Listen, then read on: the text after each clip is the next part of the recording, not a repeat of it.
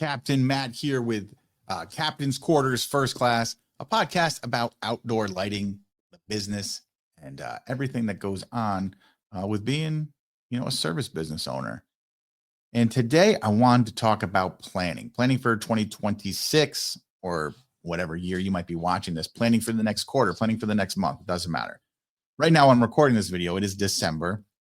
I'm talking to all my Captain's Crew guys who are all pretty much all of them, all but one, do Christmas. And so obviously they are so much busier than they normally are. Christmas is an easier sales process. And because it's so condensed, you just become so much busier. You don't have any of the time that you used to have.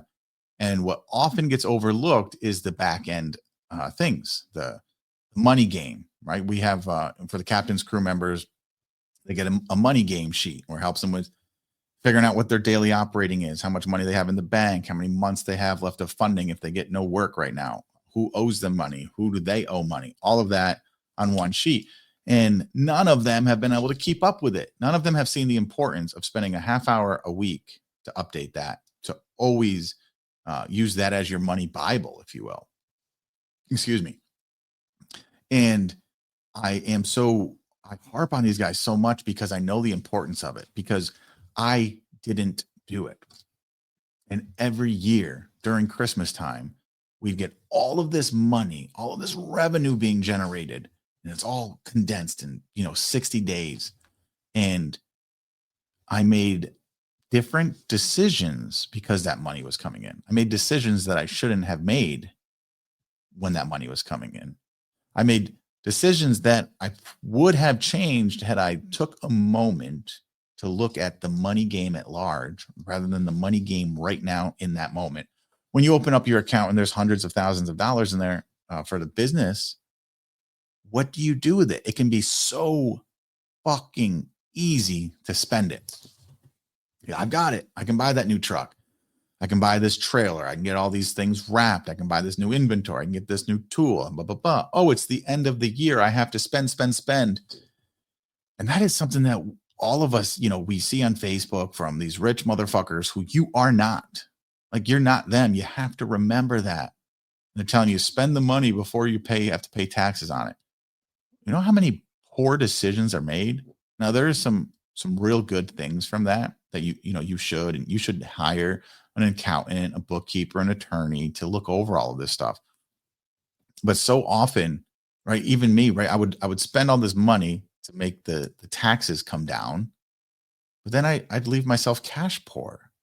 So what? So I didn't spend a little bit of money in taxes. I spent all of this money that now I don't have on things that I really didn't need.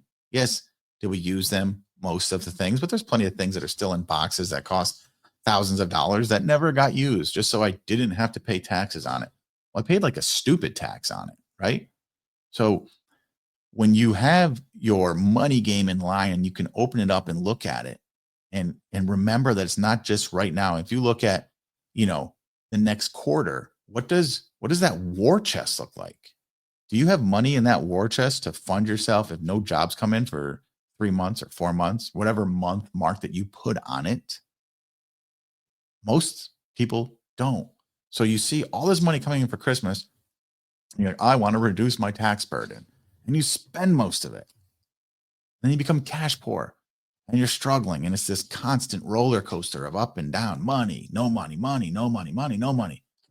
I know, because I lived it for fucking years, right? Just because we're doing 7 figures in revenue, my God, like I was just joking around and it wasn't even a joke. I'm really good at making money and I'm really good at spending money.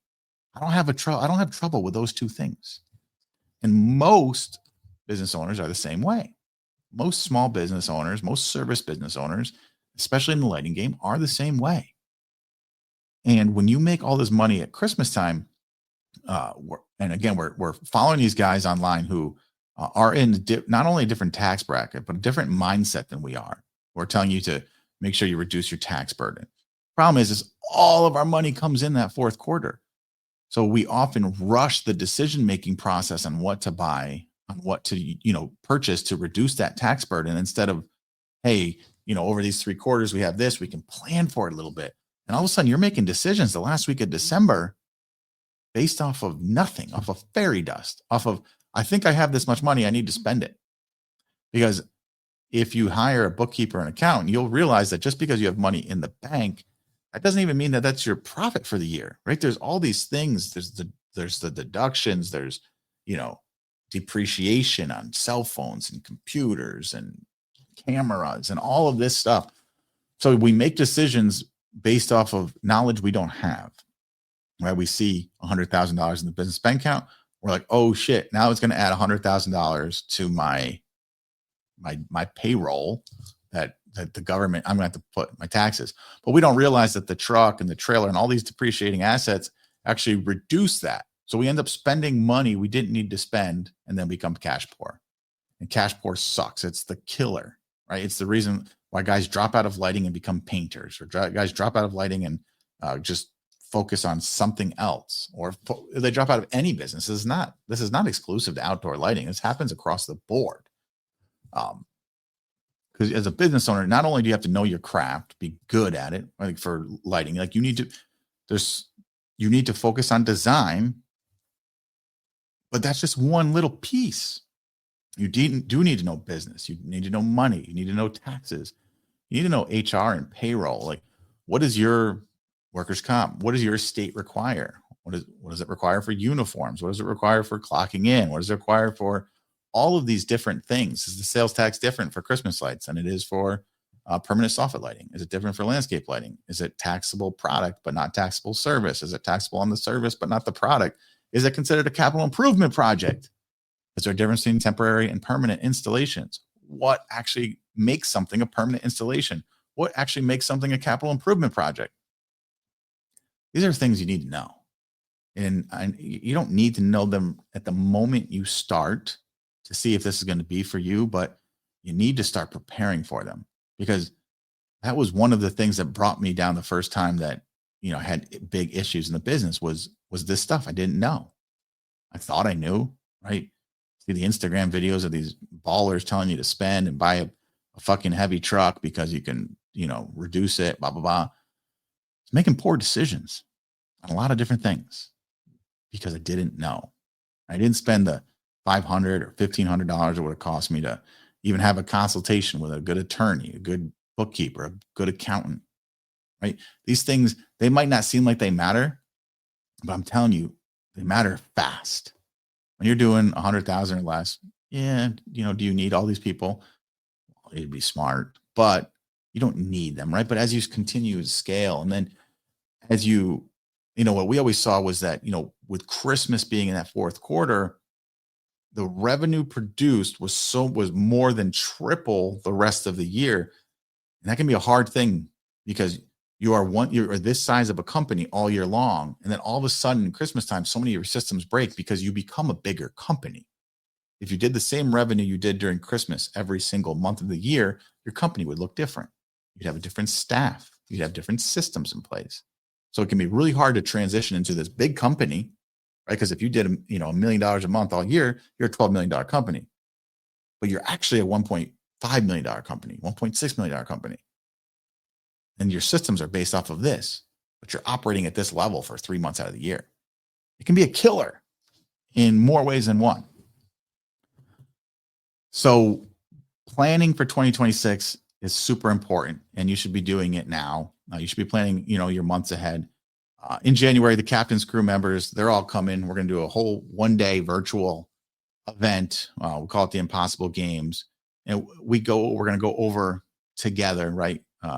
Body and business. So 2 of the 4 categories is body, being, balance, and business. We're going to do body because it's the easiest, and then we're going to business. What we're going to do is you have what are my goals and impossible, right? So impossible is the top goal, right? So there's like real, there's radical, and there's impossible, right? Realistic, radical, impossible. Realistic is that goal that's going to happen, right? We make this much every year just because we do. Just from everything we do, we know we're going to make this much. It's just going to happen. What's the radical? What if I 3x or 4x that? What does that look like? How is that done? Who is the man or the woman that I have to become to even operate at that level? And then the impossible. What if I 10x my 20x? Right? It is it's called impossible because it's impossible to do as the man or woman you are right now. But when you look at that 12 to 16 month goal out, it's impossible. It becomes possible because of all the months leading up to it, the mindset changes that have to be made, the decisions. When you have that clarity of I'm going towards this impossible game, every decision must align with that. And if it doesn't, fuck it. It's a no, move on. And knowing that has helped me dramatically, right? Because I used to say yes to so many things. Oh, yes, I'll do this wedding. Yes, I'll do this. Yes, I'll rent marquee letters. All fine things, but they didn't support what my actual fucking goals were. So I shouldn't have been doing them. Yeah, did I make some money? Yep. But did it hinder me and take my focus and take my time away of something that I should have been working on? Absolutely, it did. So in January, when we meet, it is going to be a clarity event. It's not going to be a sit around bullshit. What is this? It is a clarity event. What are you going to do in 12 to 16 months when we sit back down at this table? Where are you going to be? Are you going to be the same man or the same woman you were 12 to 16 months ago? Or are you going to fucking say enough and change some shit to make real changes across all of your life, not just business? Because that's what it requires. When the guys that we all look up to that are making the money, the guys that we all know, right? Do you think they have the same mindset as you and I? If you're watching this and you're even doing $1 million, you couldn't handle earning $10 million. That's why lottery winners lose all their money. The mindset's not there. You have no idea what the fuck to do with it. No different, right? We're talking about billionaires. We have no concept of that. So when you're going like that is like the real impossible game when you're making 100,000, you want to do that.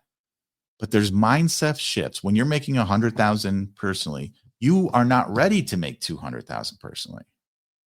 Your mindset has to change. You have to become a different person. You have to die to the old man and become new all the time. Never staying stagnant, always doing a look back. What went right? What went wrong? What should I change? What should I shift? Okay, what am I doing this week? What are my 4 things? What are my 5 things that I'm going to focus on no matter what? I'm going to spend some time, 15, 20 minutes a day, knocking out these things because I say they are vitally important to propel me towards my impossible game. But if I don't do these things, my business doesn't die. My business doesn't even get worse, but it doesn't move forward in the way that I want it to move. And when you carve out and say, yes, I will do this. This is important because I chose it was important. That's when big things can happen because you're taking it serious and you are deciding to do things rather than always responding and putting out fires or always, what should I do next? What should I do next? And when you can take all that thought and all that and do it in a day, and not that it doesn't change and you don't alter it and you don't pivot, but when you put real work in the thought process, ooh, baby, it changes things across your entire life, not just your business. All right. So if you want to, attend that, I know my Captain Cruise guys are going to be there. I'm going to definitely invite a few others. If you want to hop on or find some information, follow me on Instagram is probably the best way. Go to captainmattoutdoors.com for all of that. You can look into Captain's Crew mentoring. It's not a coaching program. It's not a video program. It's a real life, real shit. Let's get into it. Outdoor lighting, whether you're doing Christmas or soffits or landscape lighting or all 3 of them, I can help you. So if you're interested, go check it out. And that's a wrap. I'm going to go out there. I'm going to go put up an 18-foot Christmas tree with some guys, have some fun, sing some Christmas carols and whatnot. I hope you all have a wonderful day. This has been Captain's Quarters First Class, a podcast about outdoor lighting and the life you live. All right.